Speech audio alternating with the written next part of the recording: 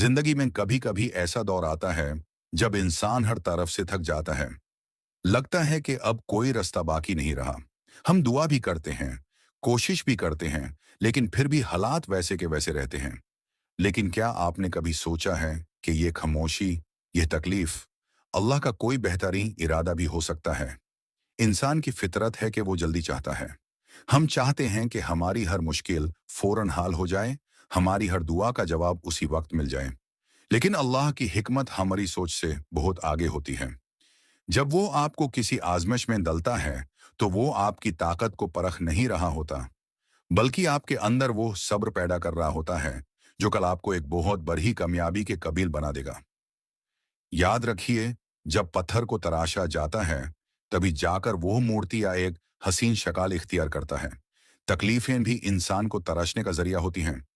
कुरान पाक में अल्लाह ने फरमाया है, बेशक हर मुश्किल के साथ आसानी है। गौर कीजिए, मुश्किल के बाद नहीं, साथ ही आसानी है।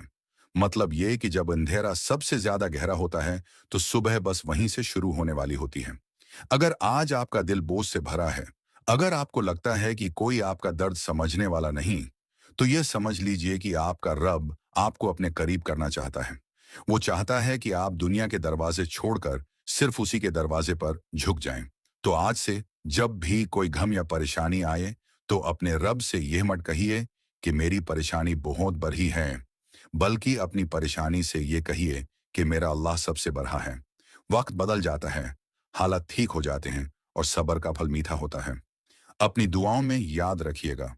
और अगर यह बातें आपके दिल को छू गई हों, तो इस पैगाम को किसी ऐसे शख्स तक जरूर पहुंचाएं जिसे आज इसकी सबसे ज्यादा जरूरत है। अल्लाह हाफिज।